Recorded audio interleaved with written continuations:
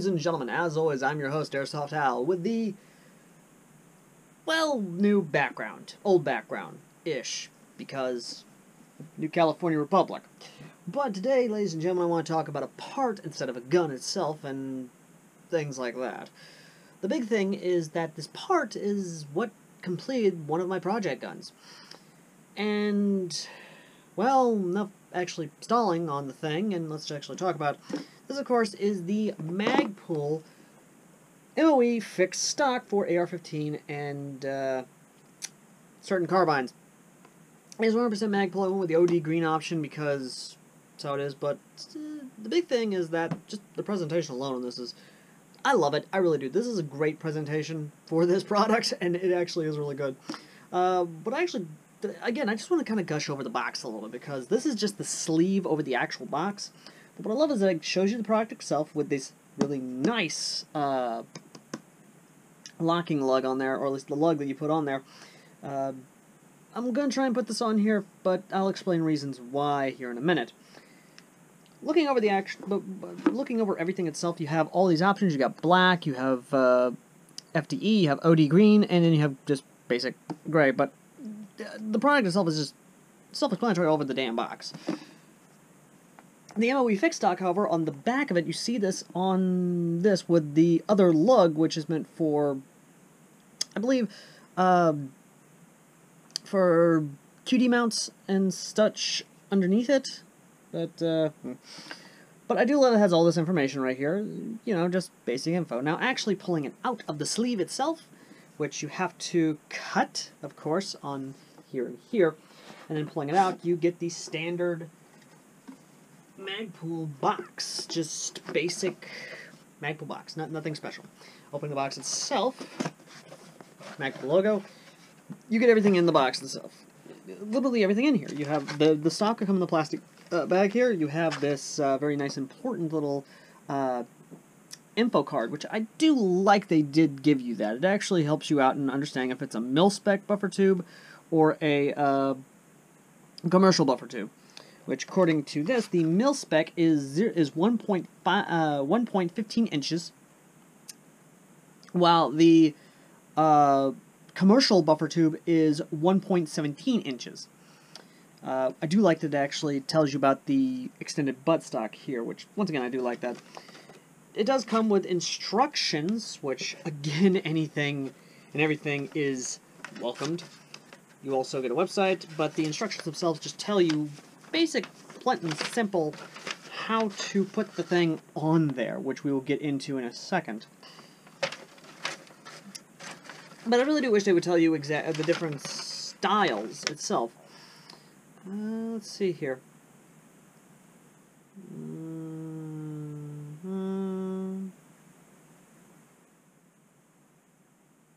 Again, they don't tell you what different design these things are. I wish they did. That'd be nice. It really would be, because, again, I really do wish it would. But, oh well. Anyway. So, here we have the one cap that did not go on there for reasons which, once again, I will explain going in.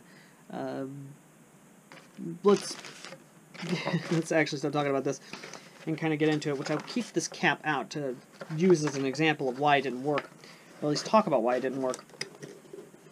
So let me just go ahead and close up the box here and grab the M4. So as many of you know, this is my Magpul PTS M4 AEG.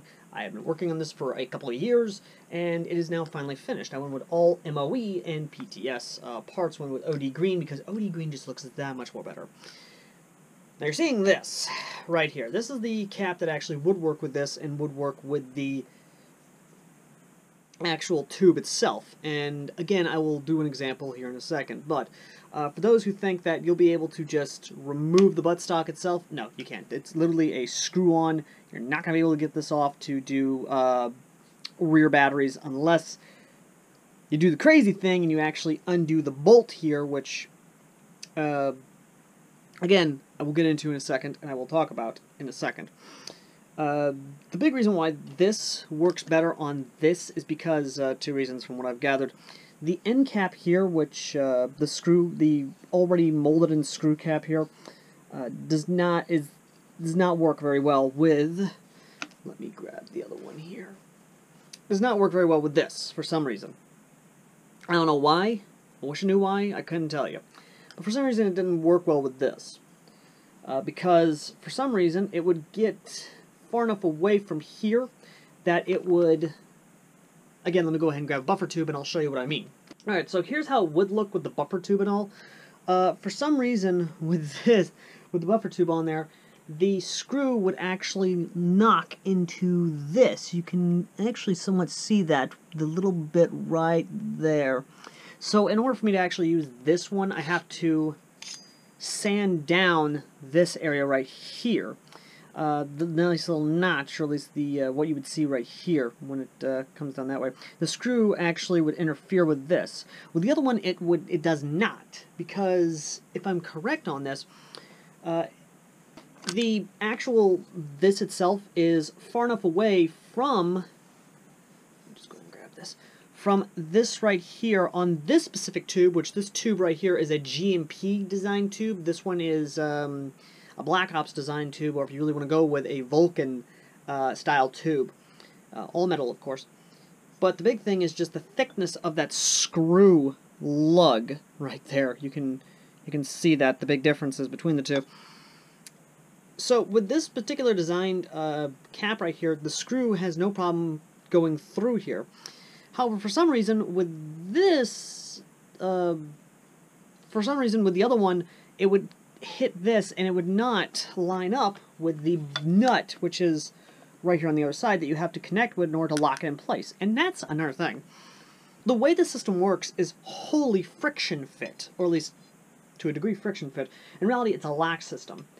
What it does is that when you have this connected to the tube itself, the screw will go through the two holes here, the two pins, connecting the stock and this right here together, and completely lock it in place using the nice little elevated right here, the guide, I like to call it, the guide here,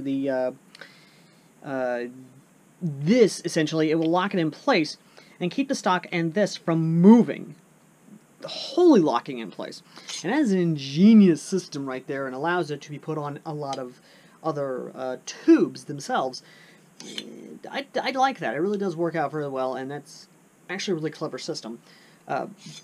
And allows it to be quickly transferred between buffer tubes, be it for a lot of things. I might actually pop it on my 416 back here, because that actually is kind of nice. And the stock itself, which we're finally going to get to, because I know a lot of you are probably trying to find a place to where we can actually talk about the stock and the stock build, the quality and comfortability, as well as shouldering it. So why don't I just go ahead and get to the stock. I wanted to kind of talk about this because a lot of people are probably going to chime in the comment section talking about the buffer tube compatibility and this versus the other one and why it's there versus this. I'm rambling. Let's just let's get to the stock itself. You're probably asking the question of why would you go with a solid stock over the retractable stock? For a number of reasons. Number one, just the look. I want you to look at this. Just look at this and tell me this doesn't look good. It doesn't bring back the good old memories of the solid stock carbines, where it's just a solid stock carbine link barrel and it's just a smaller fixed stock gun. It just looks good, it feels good, it works well, it just works, and it's at that perfect length where it just works for you. That's number one. Number two, you don't have to fiddle around with the stock itself. A lot of people don't want to fiddle around with the adjustable stocks, they just want a carbine length fixed stock, which is why they will go with this, because it gives you that length for your stock, and you don't have to mess around with it. You don't got to do anything with anything else. You don't got to do the fiddly. And the stock itself is, you got this. Hey, you got this right here.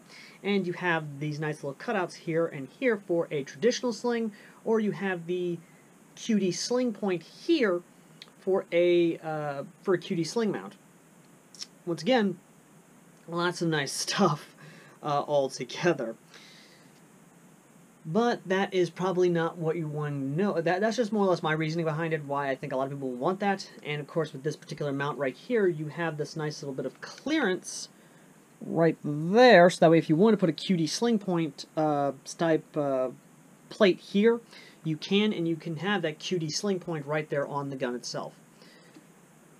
Now, moving on to the actual just design of it, it is a very nicely well-built stock. Then again, it's Magpul. Of course it's going to be well-built. The big thing about it is just it's solidly built on there. It's nice. It's comfortable. It's got beautiful texturing. And if I wanted to, I could literally just remove the screw itself, pull this off, and put on a retractable stock if I wanted to. Again, if I wanted to. Would I? No, I wouldn't, because I love this the way it is. I love the way it looks. I love the way it feels, because actually shouldering it, it is so comfortable. It's really good. It digs right to your shoulder, just the right point where it's not uncomfortable. It is comfortable. It is really good. It just works out fairly well. Again, I cannot praise this thing enough. Now, the price tag is going to worry a lot of people because this is around that $30, $40 range. But again, if you're wanting a fixed stock, yeah, this will definitely work out well for you. Of course, a lot of you are probably going to ask about it because I have this on here, and a lot of you are probably going to ask about this. So, having it like this, it's not that bad. Actually, it works out fairly well. Again, a little bit cumbersome if you're not really for a fixed stock kind of gun. I'm a fixed stock guy. I like fixed stocks. They're aesthetically pleasing, and I just love them. But actually having the ability to shoulder them quickly, let me just adjust this again so that way it has that lovely thing. You can literally, let's say you have it like this, you're going around, you're moving, well, you can literally bring it up pretty quickly, and shouldering it, once again, is just, it's not that bad. In reality, it's not that difficult. And even then, holding it like this, it guides in really well. Again, it's not uncomfortable, it's not cumbersome, it is just good. Again, I cannot praise this stock enough. It really is nice. It's really good. And I believe it's designed so that way you can put the cheek risers on here for the MOE system. I believe you can. Again, don't hold me to that. I might be wrong on that, but I have seen pictures where some of the MOE cheek risers have been put on this stock, and it actually does raise your cheek up a bit, or at least gives you a nice, much more comfortable shooting position for when you're shouldering the rifle itself. Again, I might be wrong. I know this is part of the MOE system, so, you know, something for you to try. But, again, in terms of the aesthetics alone, this is so pleasing to the eye. It is. It's nice. It's wonderful. It's great. It is just... oh, it's so nice. It's really nice. It really is. But, overall, I'm going to say personally, I would recommend anyone who wants a fixed stock, but you don't want to go with the solid stock of like the M16 behind me.